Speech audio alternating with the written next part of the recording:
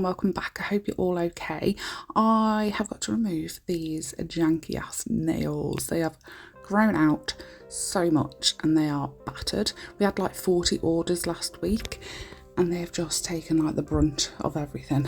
So because I was going to do my nails again, someone asked if I could film the removal process of me removing my nails. So I hardly ever wear crystals now, but if you do, use some like really crappy cuticle nippers. Don't use cuticle nippers that you are using actually on your cuticles. You want a crappy pair basically, because this will blunt them, and then obviously you don't want blunt cuticle nippers to do your cuticles. So essentially you just want to crack the gel that is underneath those crystals and they will just pop off everywhere, all over the room. Found one in my bra later that evening, so they will go everywhere.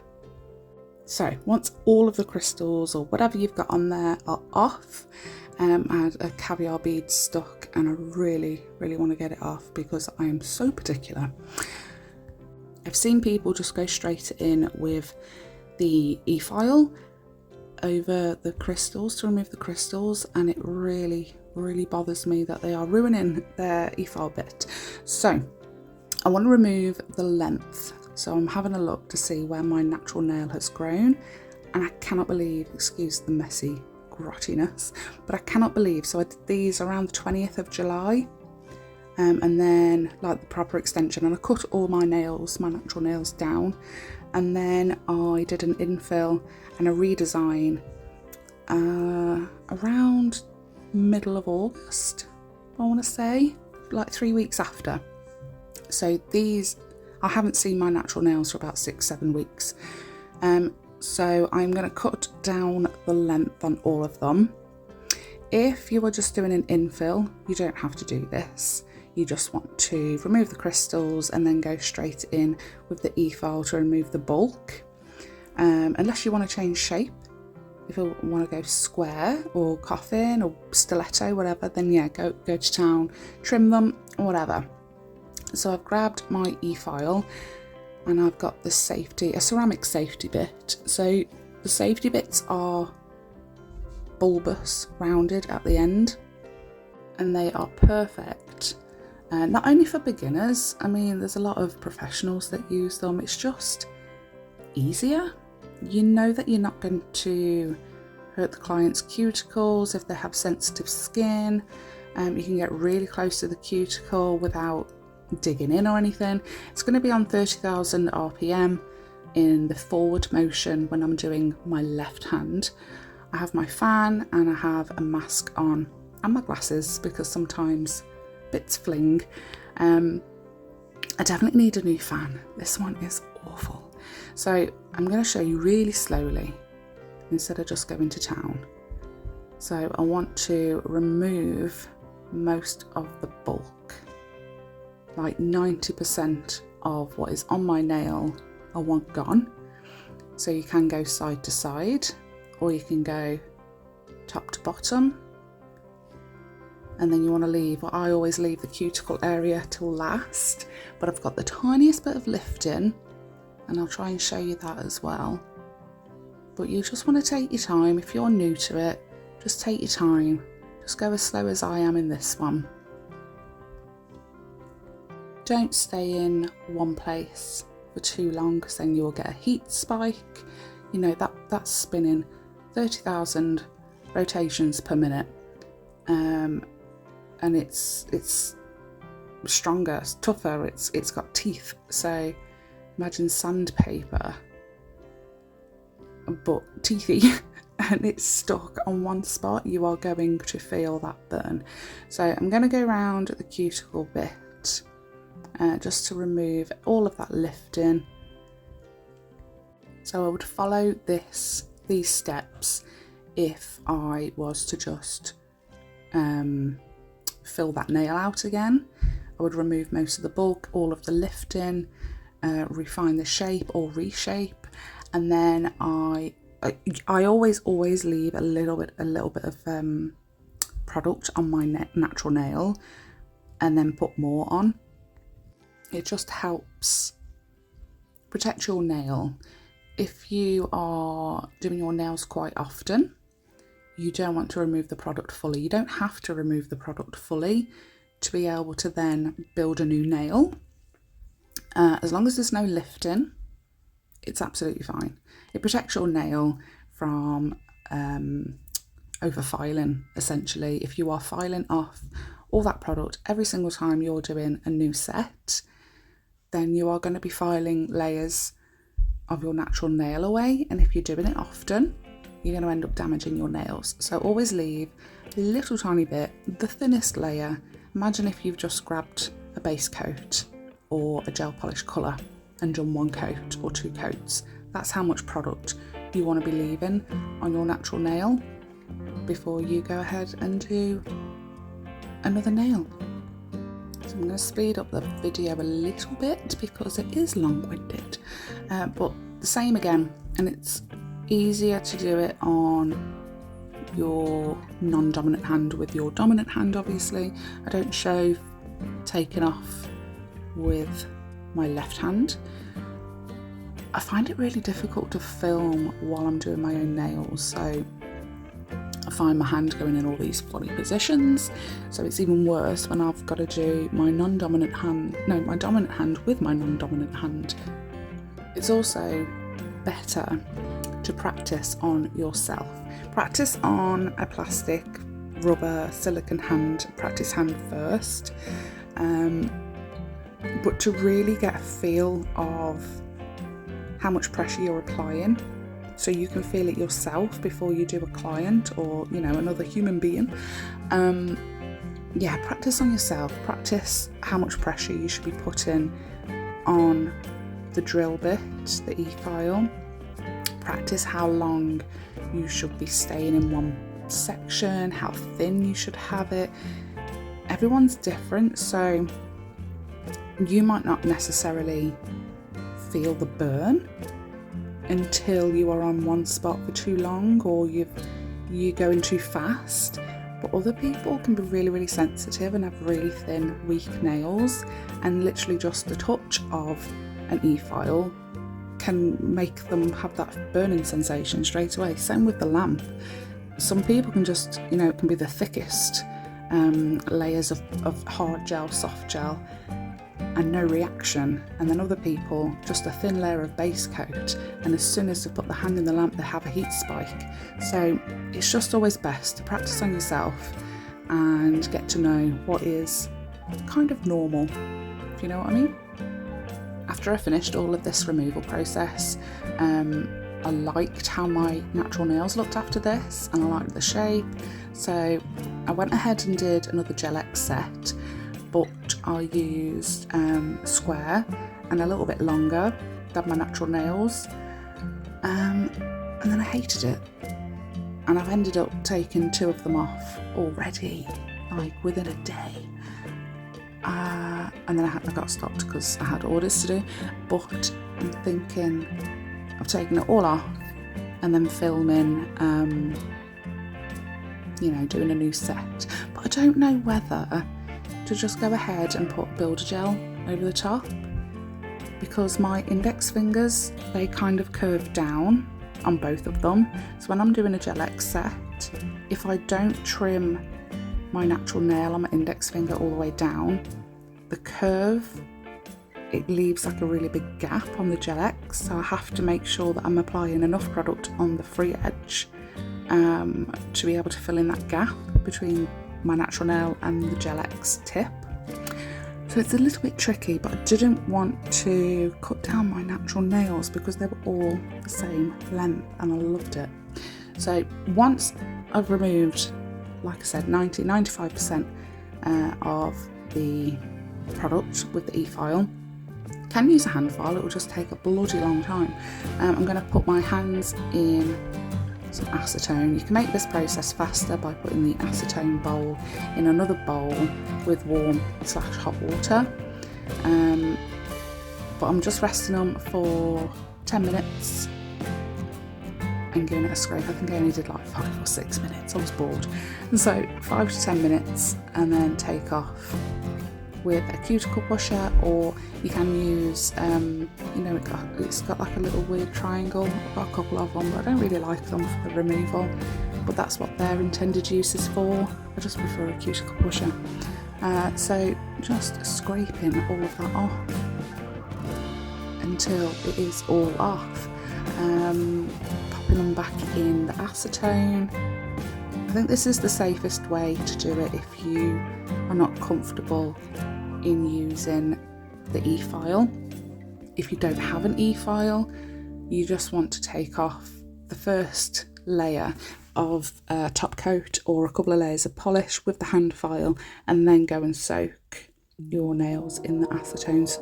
And it will take a longer time because obviously you haven't taken away a lot of product with the hand file.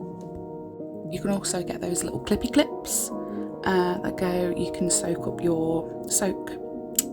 cotton, put it on your nail, put those clippy clips on, let them soak. I find they dry out quite quickly. Or you can soak cotton in acetone and then wrap your nails in foil. It's just that once you've taken the foil, I find it really bloody difficult anyway. Once I've taken the foil off to have a look after 5 to 10 minutes and scrape, I can't get the bugger back on. I have to use a new piece.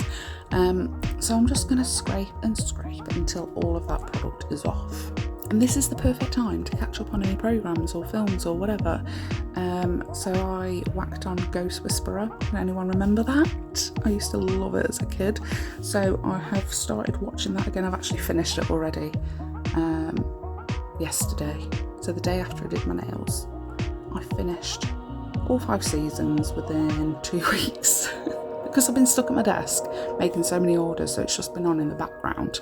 But I've loved it. Just like, I think it was about a year ago, maybe the beginning of this year, I got sucked into Charmed again. Bloody love Charmed. I think I'm going to rewatch Grimm. I remember really enjoying that, and I think I was telling my daughter, well, one of my daughters at least, that she would really enjoy it too. So maybe it's a thing that we can do together. My oldest daughter started college yesterday as well. I'm old now, officially old. She's absolutely loving it so far though, so fingers crossed everything goes well. I'm not sure how many times I've put my nails in the acetone so far. I haven't been paying attention, but I feel, thinking back, I think I put them in for 5 to 10 minutes, scraped. I think they went in 3 times and I just did it like 5 minutes each time sort of thing. There was a lot more product on there than I thought there was. Like, I thought I'd taken quite a lot off. But I reckon I left about 10%, maybe 15%. So there was a lot more scraping and soaking than I thought there would be. But I didn't mind because Ghost Whisperer, I got to watch Ghost Whisperer, which also, I saw an advert, Pepsi, whatever. It was saying, what did it say? 70% of people prefer the taste of Pepsi Max. That was it. And I was thinking, other than what? Over what? 70% of people prefer the taste of Pepsi Max or Pepsi over tea, coffee, Coca-Cola, Fanta, water. What? There was like no context whatsoever. And I've been thinking about it for bloody days now. And I think it has to be water. It's got to be. People love tea, people love coffee, people love Coca-Cola. I think it's going to be water. Have you seen the advert? Is there any writing on there? Do you know what the hell it's talking about? But all 5 of us started discussing it. And we were like, yeah, it's got to be water, because taking into account, bear with me, all 5 of us in this house, we obviously like a fizzy drink. But the one daughter, and it's every time we go to the dentist and it tickles me, she'll sit on the dentist chair and he'll say, so how many sweets do you have? How much chocolate do you have? How much fizzy drink do you have? She's dairy intolerant, lactose intolerant, so she doesn't eat chocolate. She has sweets like maybe once, twice a week. And she drinks water, like, and that is it. That's all she will drink. And the dentist will look at me every single time as if to say, nah, not happening, she's a kid. Of course she doesn't drink water. I'm like, yeah, it's all she drinks. and I swear the dentist thinks we're pulling his leg, we're having him on or something. But with those percentages, so 5 of us, 20% prefer the taste of Pepsi over no, 80% of us prefer the taste of Pepsi over water in this house. So that's my reasoning and that is my conclusion. Let me know what you think. Silly, let's get back to the nails. I have taken off all of the stuffs with acetone, and then I've grabbed a 180 grit sanding band and I've put it on 6,000 RPM, maybe 8, between 6 and 12 is what I usually go for. And I have turned it on and then got a hand file and just filed off the very tippity tip, just in case I accidentally touch my skin. It's very sharp, so that just smooths it off and it's not going to damage my skin. I just want to buff the entire nail just in case there is any tiny bit of product left on there, because I want a clean slate for this one. So this is a full removal, taking everything off, and then I'm gonna sort out my cuticles and my dead skin, all that. My hyponychium on my index fingers, I think that's one of the reasons why they kind of grow down a little bit, and my index fingers are super wonky as well, not the finger itself but the nail. Yeah, so sometimes when I put a Gel-X tip on, I always forget that the nail grows a bit wonky. Can you see that curve? It's a nightmare.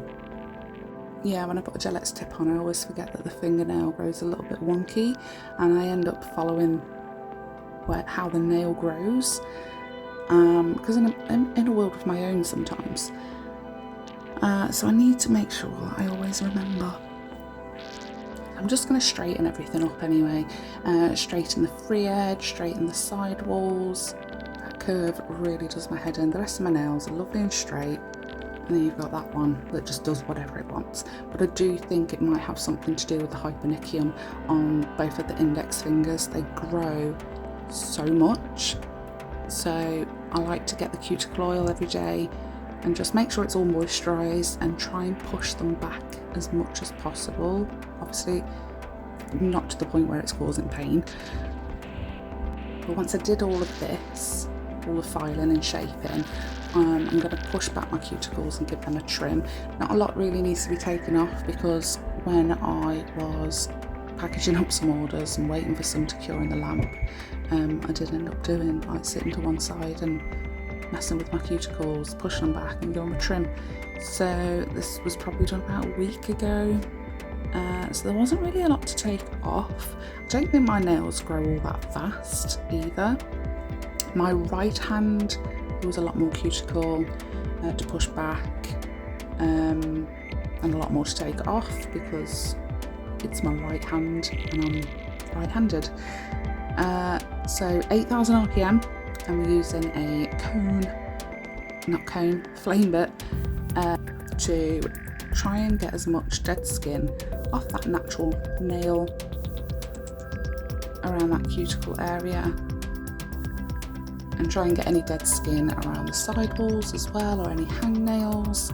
This just helps push everything back a little bit more too, so you've got enough, you've got more surface area nail bed to work with, and it just looks cleaner, don't you think? So we're going to reverse it, we're going to do the other side, and then we'll get around to trimming.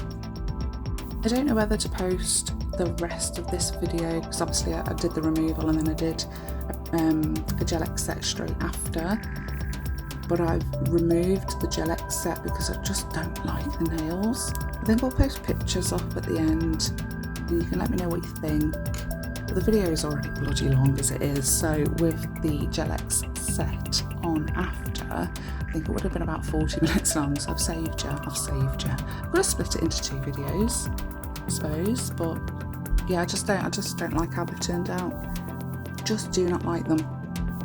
And I've ordered another one of these curved cuticle scissors from Katie Barnes. They had an offer on, so she always has offers. So like the masterclasses were all like £4.44 the other day. and they do like tenner Tuesday, so cuticle bits are like £10 instead of 20 odd quid.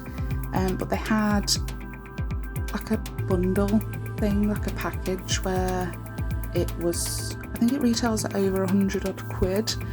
And they had the curved cuticle scissors and like 5 drill bits, and it was like 45 quid or something stupid. The curved cuticle scissors retail at £36, so them and 1 drill bit, that's it, that's your money. So you're getting 4 more drill bits and something else. It hasn't come yet.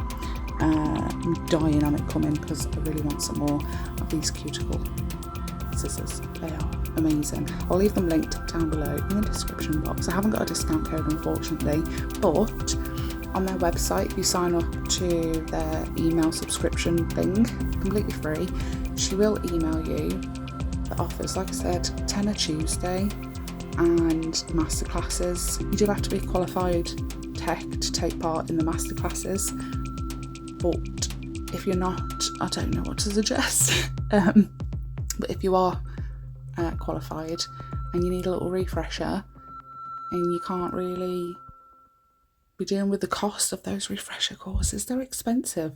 Wait for Katie Barnes to put the offers on. £5 at Christmas it was. Every single course was a £5, and they're usually like 20, 30, 40, 50 quid. So just subscribe to the email. It is worth it, I promise. So back to the nails. If you are putting another set on, perfect, you're all good to go. You've pushed back your cuticles, you've trimmed your cuticles, you've completely filed off every single bit of product. You can just then go ahead and crack on, or if you're leaving it like this, put some cuticle oil on, maybe a base coat or a top coat just to strengthen it a little bit, because they can be a bit weak from soaking in the acetone. But we are all done. I hope you found it informative, and I rambled on for 22 minutes. But thanks so much for watching, and please don't forget to hit like and subscribe if you haven't already, and I will see you in the next one. Wait till the end and I'll show you a picture of the nasty nails that I did. Thanks guys, bye!